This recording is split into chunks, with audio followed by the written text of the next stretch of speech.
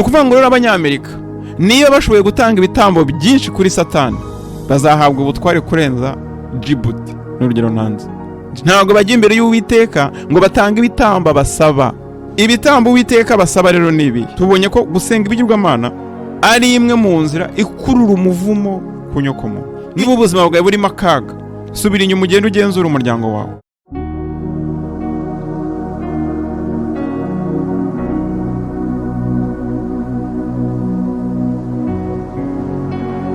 Ndakwifuriza ibihe byiza wowe ukomeje kubana nanjye, ndakwifuriza ibihe byiza wowe ukomeje gukurikirana Spirit and Truth Living. Ubushize twaganiriye ku bijyanye n'imivumo, twaganiriyeho byinshi, twasomye ijambo ry'Imana, tumenya ngo imivumo ivahe, tumenya ngo imivumo ni iki. Uyu munsi rero tugiye kuganira ku mivumo ya karande. Hari ibintu bakunda kuvuga ngo imivumo ya karande. Ese ubundi imivumo ya karande ni iki? Ese ubundi imivumo ya karande ibaho? Nibyo rero tugiye kuganira, kandi ndizera ko UmwukaWera ari budufashe kugira ngo dusobanukirwe byinshi, kandi ndagusengera kugira ngo UmwukaWera akuyobore, agusobanurire, kandi bye kurangirira gusa mu kubyumva, ahubwo anakwereka inzira wanyuramo kugira ngo umuvumo wose waba uri ku buzima bwawe, umuvumo wose waba uri ku muryango wawe, umuvumo wose waba uri ku gisekuru cyawe, ukuveho mu izina rya Yesu. Turaganira rero byinshi, tugenda tureba amategeko y'isi y'umwuka icyo avuga ku mivumo, turareba icyo ijambo ry'Imana rivuga ku mivumo, tunareba mu buzima bwacu bwa buri munsi. Ese ibyo ijambo ry'Imana ritubwira hariho bihuriye n'ibitubaho?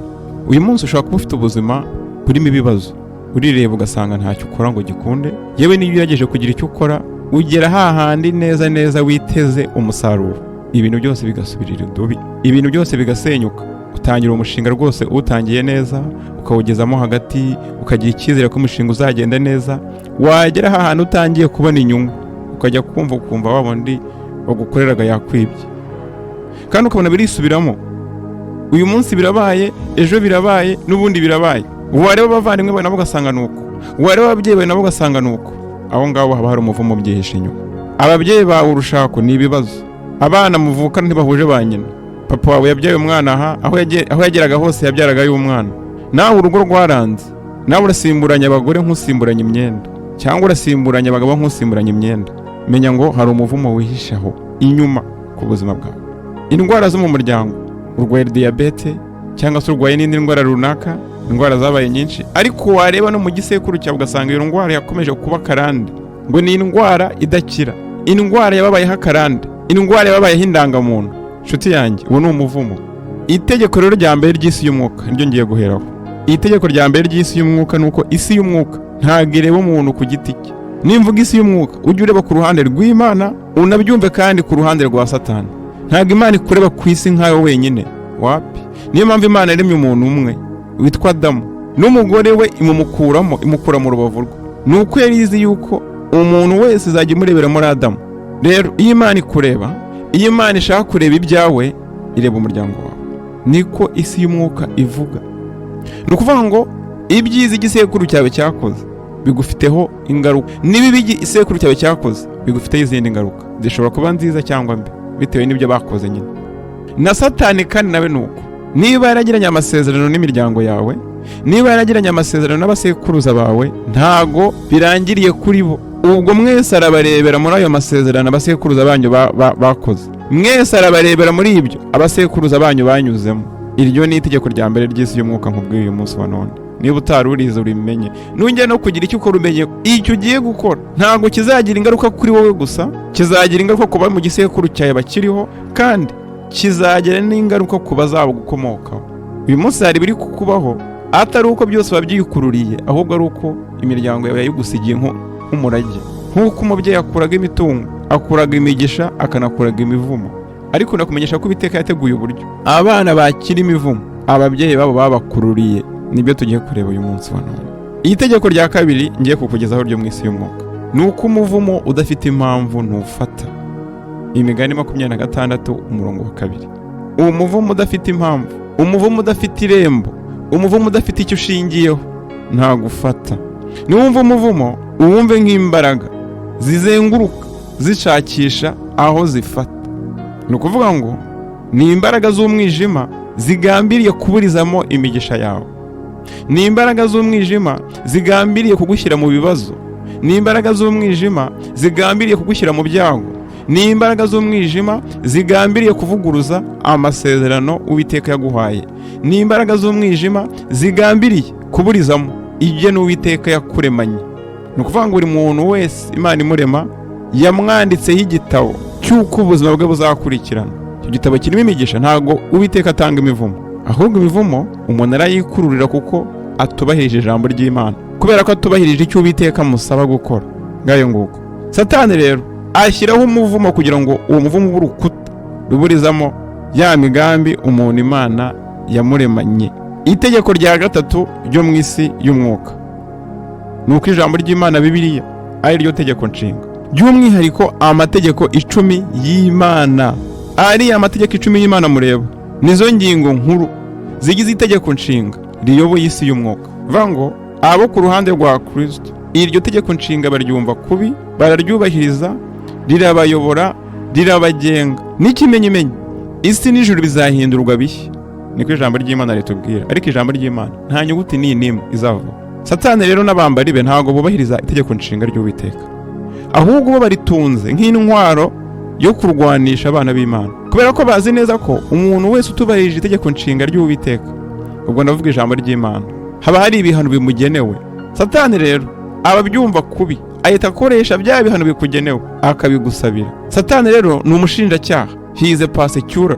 Nk'umushinjacyaha rero inshingano ze ni ukugushinja ibyaha no kugusabira ibihano. Ni ukuvuga ngo rero tugiye kureba muri aya mategeko 10 y'Imana, amategeko afite aho ahuriye n'imivumo ya karande. Ni ukuvuga ngo aya mategeko 10 ntabwo nibwo yasubiremo ngo nyasome, twagiye tubyiga kenshi mu madini tugenda tuvamo, murayazi mwese. Amategeko 10 y'Imana ari mu gitabo cyo kuva igice cya 20. Ni ukuvuga ngo rero aya mategeko, buri tegeko ryose rifite inyungu zaryo mu kuryubahiriza, buri tegeko ryose rifite n'ibihano birigena mu kuryangiza cyangwa se mu kuryica. Inyungu zishobora kuba ku muntu ku giti cye, inyungu zishobora kuba ku gisekuru, inyungu zishobora kuba ku muryango, inyungu zishobora no kuba ku gihugu igihe aya mategeko yubahirijwe. N'ingaruka zo kutayubahiriza kandi nazo zishobora kuba ku muntu ku giti cye, zishobora kuba ku muryango, zishobora kuba ku gisekuru, zishobora kuba no ku gihugu.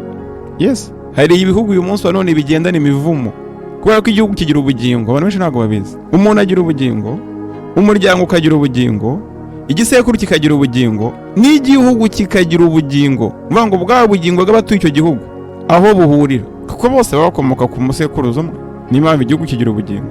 Urugero naguha nk'Abisiraheli, ubugingo bw'Abisiraheli bushamikiye muri Abrahamu, kuko niwe bakomokamo. Nuko bimeze. Kugira ngo tubyumve rero neza, reka tujye mu gitabo cyo kuva igice cyaho cya 20. Turebe isi ijambo ry'Imana ritubwira ngo iki. Igitabo cyo kuva nari mbabwiye nti iyi tegeko nshinga ry'Uwiteka rishamikiye muri aya mategeko 10 y'Imana. Aya mategeko 10 y'Imana, amategeko abiri abanza. Kwica aya mategeko, ingaruka ntabwo zirangirira kuwa yishe gusa, ahubwo ingaruka ziranagenda zikagera mu bisekuru, zikageza nibura ibisekuru 4. Katwumva icyo ijambo ry'Imana ribivuga. Ku murongo wa mbere kuva 20, Imana ivuga aya magambo yose iti: Ndi Uwiteka Imana yawe yagukuye mu gihugu cya Egiputa, mu nzu y'uburetwa. Tegeko rya mbere, ntukagire izindi mana mu maso yanjye. Vuga ngo ntukagire imana zindi ukorera, ntukagire izindi mana usimbuza Uwiteka. Mu yandi magambo, itegeko rya kabiri rikagira riti: ntukiremere igishushanyo kibajwe cyangwa igisa n'ishusho yose iri hejuru mu ijuru cyangwa hasi ku butaka cyangwa mu mazi yo hepfo y'ubutaka. Ni ukuvuga ngo Imana ishobora kuba umwuka, abantu bakizera ngo hari Imana y'u Rwanda, abantu bose bakabyizera. N'umuntu wakoze neza ngo uriya muntu ngo ni Imana y'u Rwanda, hakazamo imigani, hakazamo ibintu byinshi byose bishamikira kuri icyo kigirwamana abantu bizeye, bakabikuriramo, bakabibamo, bakabisaziramo, bakabipfiramo. Noneho hari n'abarema imana zo mu bishushanyo. Uzababona ababuddhist, uzasanga turiya dushushanyo twa Buddha cyangwa se bashobora no kubigira binini. Ubwo ni urugero nguhaye. Uzajya mu Misiri urebe ibishushanyo bari bafite basengaga Abanyegiputa. Na n'uyu munsi hari abantu basenga amashusho, ntabwo ndibwirirwe mbijyamo, ariko murabazi nawe ubwawe uriyizi niba usenga ibishushanyo bibajwe. Ariko iri ni itegeko rya kabiri uba wishe. Noneho umurongo wa 5 wumve: ntukabyukubita imbere, ntukabikorere, kuko Uwiteka Imana yawe ndi Imana ifuha. Ntabwo birangirira mu gufuha, mpora abana gukiranirwa kwa basi, nkageza kubuzukuruza n'ubuvivi bw'abanyanga. Abantu benshi bazakubwira ngo ahange imivumo mwamubeshye, ngo buriya ngo ikizaba ku muntu kizamubaho, ngo buriya ngo icyo Uwiteka yakugeneye ngo ntawagitangira. Ibyo bintu navuga ngo ni nonsense. Umuntu uvuga ibyo bintu aba afite ibintu byinshi yirengagije. Aba yirengagije ko hari abantu bari mu kigero kimwe, bari mu buzima bumwe, b'ubuzima bwabo bumeze neza, we buri mu kaga. Uyu munsi uri mu rusengero uranasenga rwose, wakiriye Kristo nk'umwami n'umukiza wawe, uri umuririmbyi, uri umudiyakoni, ariko uracyafite ibibazo. Uva gusenga ugataha umugabo bakagukubita, uva gusenga ugasanga umugore wawe yagiye mu kabari cyangwa yaguciye inyuma, abana bawe barakunaniye, akazi ntikagenda. Niba hari abakene ba mbere ni abantu bavuga ngo barasenga, ariko aba bose baragiye barabahuma, bababwira ko kuba yarakiriye Kristo ibintu byose bivuyeho, ko nta kindi kintu asabwa, mbese ko agomba kwirara akibera aho ngaho. None se kuva gusenga ntago umupfumu muturanye akuroga? None se kuva gusenga ntago umurozi muturanye agutongeraho ibintu bikakugirira nabi? Kubera iki? Kubera ko urashaka kubaho mu buzima bw'ubuhumyi, nawe ugomba gusarura ingaruka. Ubwo rero ijambo ry'Imana ratubwiye ngo Uwiteka ahora abana gukiranirwa kwa basi. Wowe niba ufite ibibazo, reba umuryango wawe. Uri umukene, ubuzima bwawe bwabaye ikibazo. Uri umukene, ubuzima bwawe burajegajega. Iyo urebye ababyeyi bawe usanga bameze bate? Iyo urebye abavandimwe bawe bameze bate? Ahubwo uzasanga kugira kubona baranyanga, kana karanyanga, uriya muntu aranyanga niwe ungirira nabi. Alewe. Ijambo ry'Imana rivuga ngo umuvumo udafite impamvu ntufata. Niba rero umuntu akugirira nabi bigakunda, menya ko ufite ikibazo. Imivumo rero n'imigisha niko bimeze buriya. Niba umuvumo urandaranda ukagera mu bisekuru bine, n'umugisha urarandaranda. Ku murongo wa gatandatu baravuga ngo nkababarira bankunda bakitondera amategeko yanjye, nkageza kubuzukuruza babo bibiha igihumbi. Urebe ukuntu Uwiteka akunda abamukunda, none ashobora kubabarira abamukunze cyangwa abakomoka ku bamukunze akageza ku bisekuruza igihumbi. Yes, nuko bimeze. Wirirwa wikorera ibyo bishakiye, Imana igahira ubuzima bwawe. Kubera iki? Kubera ko so cyangwa sogokuru wawe hari ibyiza yakoreye Imana, Imana imuha isezerano. Imana iramubwira iti kubw'iki kintu ukoze abazagukomokaho bose bazagira ubuzima bwiza. Kubera iki? Kubera ko sekuru yakoreye Imana, naho wowe ababyeyi bawe nta kindi bakoreye Baal. Ababyeyi bawe bakoreye za nyabingi, ababyeyi bawe baraterekeraga, barabandwaga, nta kindi cyabaranze, rwari urugomo. Nawe warakuze ugendera mu kirenge cyabo, warakuze niba ntiwahindukira ngo ukunde Imana, warakuze byiza ntiwahindukira ngo ukorere Imana, ahubwo warakuze ugera ikirenge mu cy'abasekuruza bawe. Ubwo rero urumva yuko ugomba gusarura ibyo wabibye, ariko haracyariho irembo, haracyariho uburyo bwo kugira ngo uhindukire ukorere Imana. None se niki cyerekana ko kutumvira Imana ari byo bikurura imivumo? Kugira ngo ibi tubyumve neza, tugiye kureba mu mateka y'Abisiraheli, kuko amateka y'Abisiraheli atwigisha cyane, atwereka imigambi y'Uwiteka n'uburyo Uwiteka akorana n'abantu. Abisiraheli bamaze gukira ingabo za Farawo, Imana imaze kuzirimburira mu nyanja itukura. Abisiraheli bambutse bageze mu butayu, Uwiteka yagiye ababa imbere. Ijambo ry'Imana ritubwira yuko yababeraga inkingi y'igicu ku manywa, naho mu ijoro akababera inkingi y'umuriro. Baragiye batsinda amahanga menshi y'abanyamahanga, Uwiteka arababagabiza bose barabatsinda. Noneho baragiye bagera mu gihugu cyitwa Mowabu.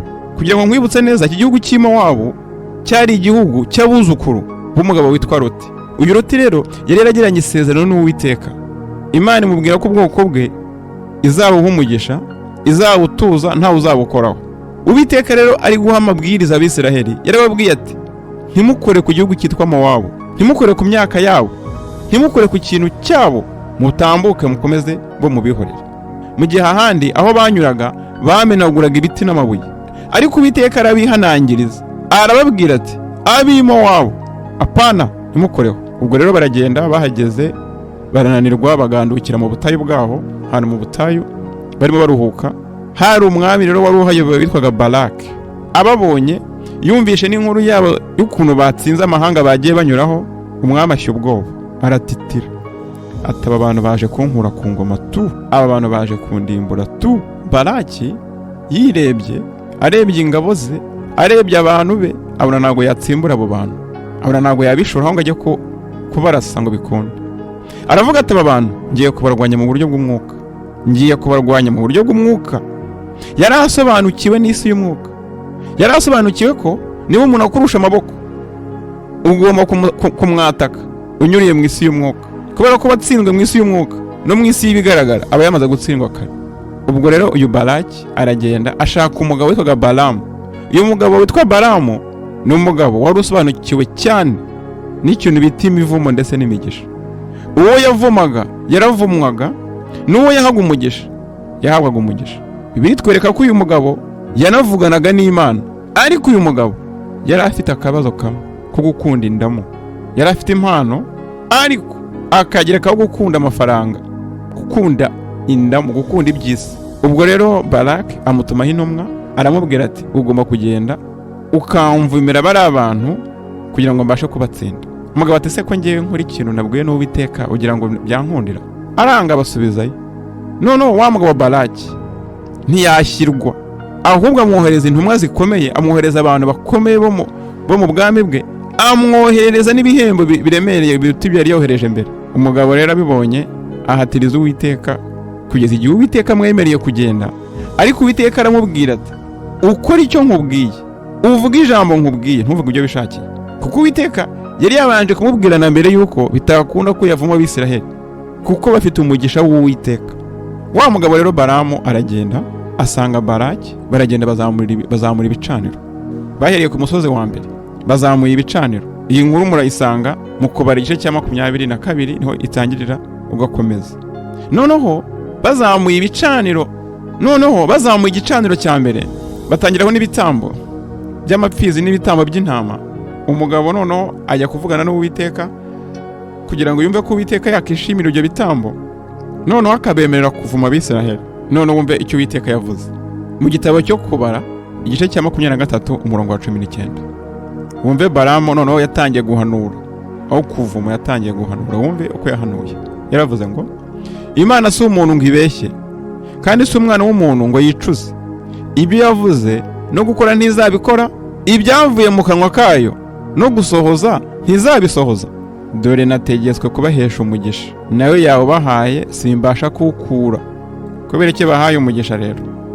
Ntibonye gukiranirwa ku bwoko bwa Yakobo, ubugoryi ntibubonye ku Bisiraheli. Mu yandi magambo, gukiranirwa nta gukiranirwa ibonye ku bwoko bwa Isiraheli. Uwiteka Imana iri kumwe nabo, ni umwami wabo, bayivugiriza impundu. Noneho ku murongo wa 22, Imana yabakuye muri Egiputa niyo ibajyana, ifite amaboko nk'ay'imbogo. Noneho umve umurongo wa 23, ni umurongo ukomeye cyane. Nta kuragura kuri mu bwoko bwa Yakobo, nta bupfumu buri mu Bisiraheli. Mu gihe cyategetswe aba Yakobo n'Abisiraheli bazabwirwa icyo Imana ikora. Mu yandi magambo, ntago bajya mu bapfumu kujya kubaza icyo abanza bo batekereza. Nta barozi batunze bo kuroga batumvikana, bo kuroga abaturanyi babo, bo kwikiza abanzi babo, ahubwo barindira ko Imana ihagurutse umuhanuzi. Haleluya. Naho samoko yavumwe bimeze bite? Turebye nk'iwacu mu Rwanda, abapfumu ntibaruta abaganga basanga bo kwa muganga. Abapfumu babaye benshi, abantu benshi bahindutse abarozi. Abarozi ngira ngo baruta, reka mbyihorere ne kugira icyo mbivugaho. Ariko wumve ikintu cyatumye Uwiteka atemerera Balamu, atemerera Balaki kuvuma abana b'Imana. Nuko batisha amategeko ya mbere y'Uwiteka.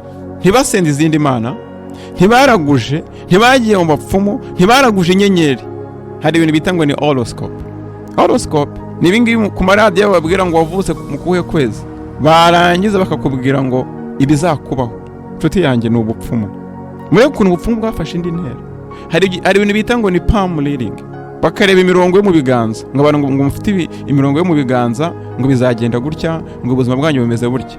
Ngo abantu mufite intoki ndende ngo ngufi bimeze bitya, bimeze uko. Ngo abantu mufite amaso manini bimeze gutya, bimeze uko. Ngo abantu mwitwa gutya bimeze gutya, bimeze uko. Ubwo ni ubupfumu nshuti yanjye. Ubwo ni ubupfumu, mwitonde. Ibi byose rero Uwiteka yaragenzuye asanga mu Bisiraheli nta birimo. Uwiteka yanga kubavuma. Uwiteka yanga kwemera kumuvumo ujya ku Bisiraheli. None rero wowe urimo urataka ngo ubukene bwabaye akarande, urimo urataka ngo ntacyo ukora ngo gikunde, uwo rusenga byaranze, uririra Imana, uritotomba, uridoga. Ariko wareba ababyeyi bawe nta kindi cyari kibagize, no kuraguza, no guterekera, no gukorana n'imyuka y'ikuzimu. Ubwo rero ntuwirwe ubaza impamvu Satani agirira nabo ubuzima bwawe. Impamvu niyo ngiyo. Abisirayeli bagize amahirwe icyo gihe, ndetse Balamu agerageza inshuro 3 zose biranga, ahubwo akabaha umugisha. None Balamu kuko yari asobanukiwe iby'isi y'umwuka, uyu mugabo wumva aragenda abwira Balaki ati reka nkubwire, urimo wishywa n'ubusa, aba bantu ntabwo uri bubavume, aba bantu nta kintu uri bukore cyatuma ubavuma, atabureka nkugira inama. Ntufite abakobwa beza? Ati ndabafite. Ati iyo ni intwari ikomeye, wowe genda abakobwa bawe ubategure neza, nurangiza utegura iminsi mikuru, nurangiza ibigirwamana byawe ubitegure ubishyire kuri standby, nurangiza muteke inyama, muteke ibintu byose, mwenge inzoga, nurangiza mubatumire mu minsi mikuru, abakobwa banyu mubambike utumini, maze abagabo b'Abisirayeli nanjye ndabiyiziye bazabararikira, batangire bararyamane nabo. Nibamara kuryamana nabo ntago muzirirwa munabavuma, Uwiteka azabihanira ku giti cye. Umugabo aragenda bigenza gutyo, aragenda ategura ibyo kurya, ategura inyama, ategura ibyo kunywa, arangije azamura ibigirwamana byabo, bari batunze ibigirwamana byinshi, arangije ategura abakobwa beza b'uburanga, barangije batumira abagabo b'Abisirayeli. Abagabo baragenda baranywa, abagabo baragenda barasinda, abagabo baragenda barya intonorano. Mu gice cya 25 niho biri cyo mu gitabo cyo kubara. Umve kuntu ijambo ry'Imana rivuga. Abisirayeli, duhereye ku murongo wa mbere, Abisirayeli baguma i Shitimu, abantu batangira gusambana n'abamowabukazi, kuko babararikiraga ngo baze mu itamba ry'ibitambo by'imana zabo. Abantu bagatonora bakikubita hasi imbere y'imana zabo. Gutonora ni iki? Ni ukurya ibyo kurya byateguriwe cyangwa byaterekerewe abadayimoni cyangwa ibigirwamana. Abisirayeli bifatanya na Baal y'Ipewori, bikongeza uburakari bw'Uwiteka. Abisirayeli ntabwo byarangiriye aho, Uwiteka byaramurakaje abateza mugiga.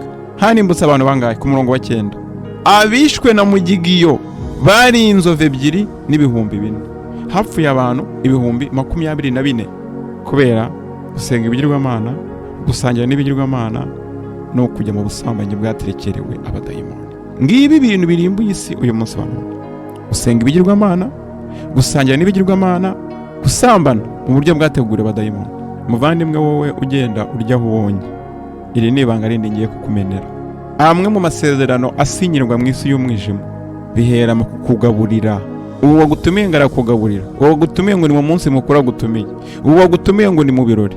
Uzi inyuma y'ibyo birori hari iki? Abisirayeli kugira ngo bagiye babize ko bagiye guterekera, ntabwo babwiye ngo muze ngo duterekere. Barababwiye ati dufite umunsi mukuru, habaye birthday, nimuze, hari umuvandimwe wanjye wavutse, nimuze tugiye muri bridal shower, nimuze tugiye mu bukwe, nimuze tugiye mu mihango iyi n'iyi.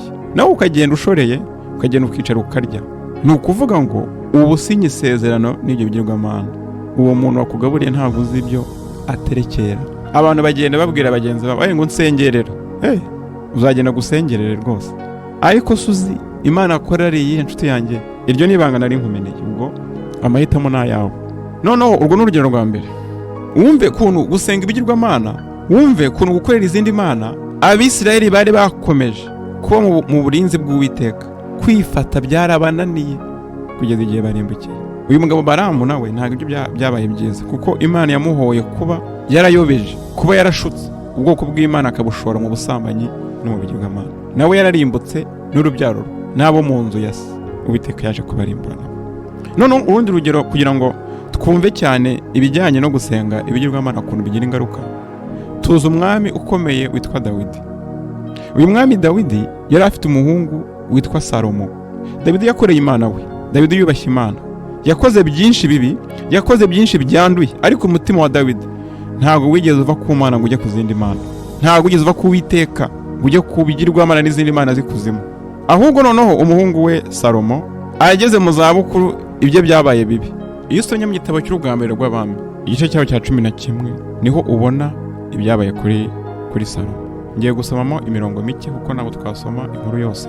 Ku murongo wa mbere, umwami Salomo yabengutse abagore benshi b'abanyamahanga, udashyizemo umukobwa wa Farawo, abamowabukazi, abamonikazi, abedomukazi, abasidonikazi n'abahetikazi bakomoka mu mahanga. Uwiteka yabwiye Abisirayeli ati ntimukajye muri bo, nabo ntibakaze muri mwe, kuko byatuma bahindura imitima yanyu mugakurikiza imana zabo, ariko Salomo yifatanya nabo arehejwe nuko yababenguta. Uwiteka arababwiye ati, abwiye Abisirayeli ati, ryari itegeko rizwi ko nta Mwisirayeli ugomba gushyingiranwa n'abanyamahanga, kubera ko ntabwo basenga Imana imwe. Abisirayeli basenga Imana yo mu ijuru Uwiteka, mu gihe abangaba basengaga ibigirwamana, basengaga imana z'ikuzimu, imana zanduye z'umwijima. Uwiteka arababwira ati, mwa bantu mwe mwitonde, abahungu banyu ntibazashyingiranwe n'abakobwa babo, n'abakobwa banyu ntibazashyingiranwe n'abahungu babo. Salomo aravuga ati, je nibicyumbwira se, nikundiye abagore nikundiye abakobwa, wowe uri kubambuza. Arangije arababengukwa, arangije arashaka bamwe muri bo. Yari afite abagore b'imfura 700 n'ab'inshoreke 300, nuko abagore be bamuyobya umutima. Salomo yari atunze abagore 1000. Noneho bamwe bavuga ngo ntabwo karande zikora ntizibaho. Uyu Salomo yavutse ati, Salomo akomoka ku mugore witwa Betisheba. Ni umugore isi yasambanye nawe afite umugabo, ngo ndavuga Dawidi. Noneho arangije anamutera inda kugira ngo yishe icyo cyaha, agambanira umugabo w'uwo mugore witwaga Uriya, apfira ku rugamba. Noneho Dawidi amutwarira umugore.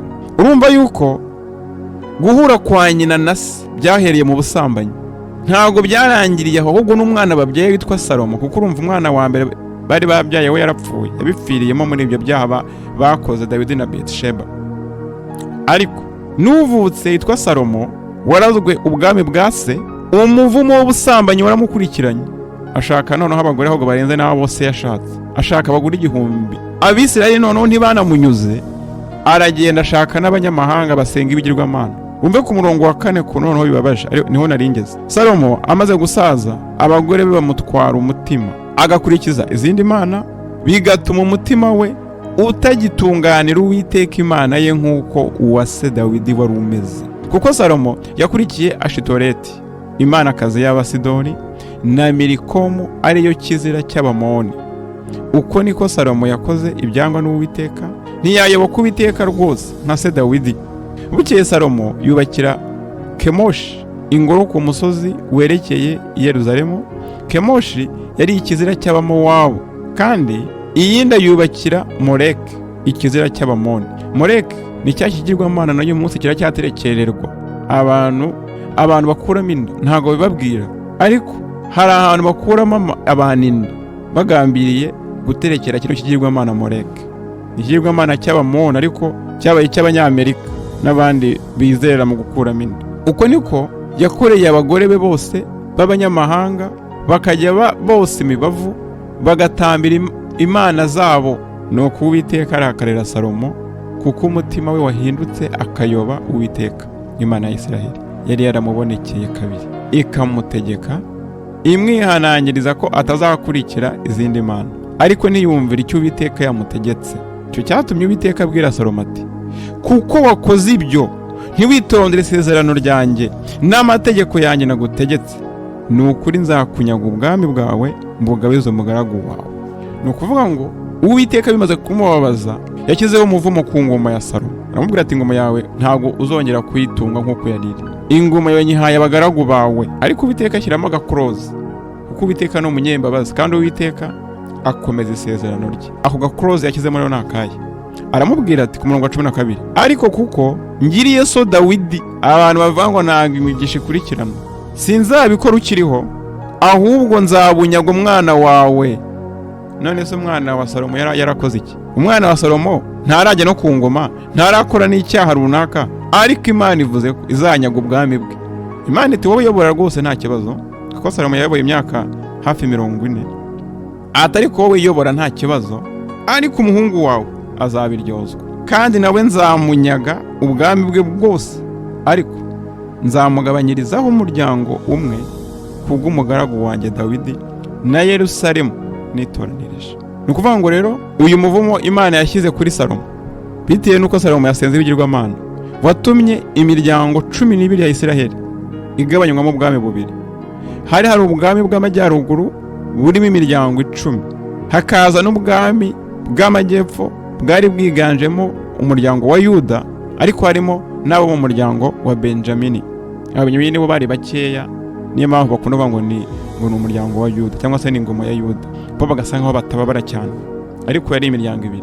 Ibi nabyo Uwiteka yabikoreye kubera Dawidi yubashye Imana, kubera ko Dawidi yakoreye Uwiteka, kuko Dawidi nawe yari ibyaha agiye akora, ariko Dawidi yaricurije arihana. ntiyigeze ava ku Uwiteka. Ubwo rero bimaze kugenda gutyo, Salomo yari afite umuhungu witwa Rehobowamu, niwe wayoboye iyo ngoma y'Ubuyuda. Naho amajyaruguru nk'uko Uwiteka yabivuze ayagabiza abagaragu ba Salomo. Amajyaruguru atangira kuyoborwa n'umugabo witwaga Jerobowamu. Wumve ukuntu ubupfumu ari ikintu kibi cyane. Mu bwami bwa Isiraheli bwari butangiye kuyoborwa na Jerobowamu, bwayobowe n'abami 19 bose bayobora imyaka 100. Nta mwami n'uyu n'umwe wakoreye Imana nk'uko bikwiye. Baranzwe n'ubupfumu, baranzwe no gusenga ibishushanyo, baranzwe n'ubwicanyi. Noneho ingaruka zavuyemo n'izihe? Urabona ubwami bugenda bukurikirana, umubyeyi akayobora, umwana akazayobora, na wa wundi abamukomotseho bakayobora. Ariko ubwami bw'Abisiraheli ntabwo ariko byabaga bimeze. Umwami yarazaga agakura ibyangwa n'amaso y'Uwiteka. Iyo yakoraga ishyano hayoboraga wenda nk'abana be nk'ibisekuru 3, abandi bakarimburwa kubera kutumvira Uwiteka. Ariko Uwiteka yakomeje isezerano ryo mu nzu ya Dawidi kubera Dawidi, kabone n'ubwo abo mu nzu ye nabo bakoraga ibyaha, ariko Uwiteka yakomeje isezerano, kuko Uwiteka Imana yacu ni Imana ikomeza isezerano. Uyu munsi rero hari ibihugu byinshi biriho imivumo, ibihugu birimo intambara, ibihugu birimo ubwicanyi. Abantu bakibaza ngo ni iyihe mpamvu? Impamvu nuko badakorera Uwiteka, impamvu nuko bakorera Satani. None ushobora no kwibaza uti ese no kubera iki tuvuga ngo Abanyafurika bariho imivumo kandi n'abazungu badakorera Imana? Ngiye kukubwira itegeko ryo mu isi y'umwuka rigusubiza neza. Mu isi y'umwuka igitambo kinini gikuraho igitambo gito. Niyo mpamvu ubona Balamu na Baraki bakomeje batanga ibitambo. Nuvuga rero imbere y'Uwiteka igitambo cya mbere watanga ni ugukiranukira Imana. Igitambo cyo gukiranukira Imana, igitambo cyo kuba igitambo kizima wowe ubwawe ukumvira Uwiteka, biragoye ko Satani yakigura bigakunda. Noneho kubera ko abana b'Imana gukiranuka bigoye, Satani yakomeje kubagura, yakomeje kubagambanira. Imana noneho yo yitangiye igitambo muri Yesu Kristo. Yesu Kristo ahinduka igitambo ku buryo noneho umuntu wese wizeye Yesu Kristo Satani aburizwamo. Haleluya. Ubwo abo ngabo nabari ku ruhande rw'Uwiteka. Igitambo gikuramo igitambo nanone kandi ku ruhande rwa Satani. Nubango abarozi narabisobanuye. Niba utarakurikiranye ikiganiro natanze ku bicaniro, ndakugira inama yo kugenda ukagikurikira. Nakoze ikiganiro kijyanye n'ibicaniro. Nuvango igicaniro nakita wenda nk'irembo isi y'umwuka, ubwo n'abadayimoni niba ari ku ruhande rwa Satani, cyangwa se n'UmwukaWera n'abamarayika ku ruhande rw'Uwiteka. Nuvango igicaniro kiba kiriho iyo myuka, kiba kiriho ibitambo, kiba kinariho umutambyi. Umutambyi ubwo n'abantu bakora ibyo bikorwa, ubwo n'abapfumu n'abarozi ku ruhande rwa Satani, cyangwa se abana b'Imana, abanyamasengesho. Reka tubivuge gutyo, abanyamasengesho ku ruhande rw'Uwiteka. Ku ruhande rwa Satani, niba umupfumu afitanye ikibazo n'undi mupfumu, uyu mupfumu akagenda agatambira Satani ibimasa 10, ati Satani ndashaka ko unyicira uriya muntu. Noneho wa muntu nawe akabasobanukiwe iby'isi y'umwuka, akagenda agatamba we ibimasa 1000. Satani ntago azahikira wa wundi watanze ibimasa bike, azahikira watanze ibimasa byinshi. Kubera iki? Kubera ko igicaniro cya wa muntu kizagira imbaraga mu isi y'umwuka, Satani abona uburyo bwinshi bwo gukorera mu isi. Nyamara hari uwo mbwiye, ni ukuvuga ngo rero Abanyamerika niyo bashoboye gutanga ibitambo byinshi kuri Satani, bazahabwa ubutware kurenza Djibouti. N'urugero ntanze, Djibouti idashoboye gutanga ibitambo nk'iby'Abanyamerika. Abanyamerika bashobora gutanga ibitambo, bagatanga n'ibitambo by'abantu. Izi ntambara bagenda bashoza abantu bagapfa. Abantu baribaza ngo kuki bashoza intambara nyinshi. Abantu benshi baba ari ibitambo bya Satani, kugira ngo Abanyamerika bakomeze bahabwe ubutware bwo gukorera mu isi. Nyamara hari uwo mbwiye, ni ukuvuga ngo rero ntukongere kubyibazaho ngo wibaze ngo kuki ngo abanyabyaha bahirwa, ngo abana b'Imana ntibahirwa. Impamvu abana b'Imana badahirwa bari aho ngaho gusa nuko badasobanukiwe uko isi y'umwuka ikora. Ntabwo bajya imbere y'Uwiteka ngo batange ibitambo basaba. Ibitambo Uwiteka basaba rero ni ibi: igitambo cya mbere nuko mwizerera muri Kristo Yesu, igitambo cya kabiri nuko witanga ubwawe nk'igitambo kizima, igitambo cya gatatu nuko ufasha abakene, ugafasha imfubyi, ugafasha abapfakazi, igitambo cya kane nuko ushima Uwiteka ukamuhimbaza, ukaba indahemuka ku Uwiteka nk'uko Abisiraheli byari bimeze mbere y'uko bajya mu bapfumu no mu barozi no mu kujya mu byo gusambana. Ubwo rero muri kino gice soje tubonye ko gusenga ibigirwamana ari imwe mu nzira ikurura umuvumo ku nyokomo. Niba ubuzima bwawe burimo akaga, subira inyuma ugende ugenzura umuryango wawe. ugenda ureba umuryango wawe ngo witwaraga gute, ugenda ureba umuryango wawe ngo wabagaho gute, ugenda ureba ngo abuvukana babagaho gute. None nurangiza uze wihane, uze wicuza imbere y'Uwiteka, witandukanye n'ibyo ibigirwamana witandukanye nabyo. Uravuga uti njye ntabwo mbisenga, njye ntabwo mbikorera, njye ntabwo mbyumvira, njye ntaho muriye nabyo. Ariko tubonye ko itegeko ry'isi y'umwuka, Uwiteka ahora abana gukenerwa kwa basi akageza kubuzukuruza n'ubuvivi. Niba nyogokuru wawe, sogokuruza wawe, babandi mufitanye isano, barakoreye Satani, barasenze za Nyabingi, barasenze za Ryangombe, barakoze imihango ya gipagani, barasenze baratanze ibitambo by'umwijima, Satani azabikoresha kugira ngo agirire nabo ubuzima bwawe. Inshuti yanjye, mureke tureke ubujiji, tureke filime twambitswe n'amadini y'ibinyoma. Ibi bintu ntabwo amadini ari kubitubwira, ariko twahereye kera dusenga, twariyirije, twarwaye ibifu ngo tureke ubuzima bwacu bwagenda neza, ariko byaranze. Kubera iki? Ntabwo badusobanurira isi y'umwuka. Abarozi, abapfumu, abaeliminati, abafreemasons, ibyakabaye imigisha yacu barayora bakitwarira. Kubera iki? Kubera ko turahumirije. Satani nta kintu atunze na kimwe. Aba bose mubona ngo nabaherwe ku isi, impamvu batunze bakize bamerewe neza nuko abagatunze abana b'Imana bahawe imigisha barahumirije, baraho. Ntabwo bisobanuye ngo tugende ngo turwanire ubutunzi bwiza, ariko byibuze uba ukwiye kugira ibigutunga, ntubeho usabiriza, ntubeho ubayeho nabi, ntubeho abapagani aribo bagutunze, ntubeho abatarakebwa aribo bagutunze. Kubera ko Uwiteka akurema muri ino si yanagennye uko uzabaho n'uko uzamererwa. Nzagenda ngaruka cyane kuri bano bami bo muri Isiraheli, urebe ingaruka ibyo bakoze zagize ku Bisiraheli. Nzagenda ngaruka ku miryango igiye itandukanye kugira ngo nusobanukirwe neza ubu buryo kutumvira Uwiteka, ubu buryo gusenga ibigirwamana n'Imana zikuzimu ariyo ngaru abana b'Imana bafite uyu munsi wa none. Mureke tuve mu bujiji, dukurikire Imana yo mu ijuru. Ikiganiro gikurikiraho kiraza noneho kijya ku yindi ingingo ya mbere, ni ukwica itegeko rya mbere n'irya kabiri, gusenga ibigirwamana n'Imana zikuzimu. Ubwo rero Uwiteka kugirire neza, kandi nagiye ntanga amasengesho ajyanye no kwihana. Ugomba kwihana gukiranirwa, ugomba kwihana kutumvira Uwiteka, ukihana mu izina rya Yesu. Muvandimwe rero, Uwiteka aguhe umugisha, kandi Uwiteka kugirire neza mu izina rya Yesu.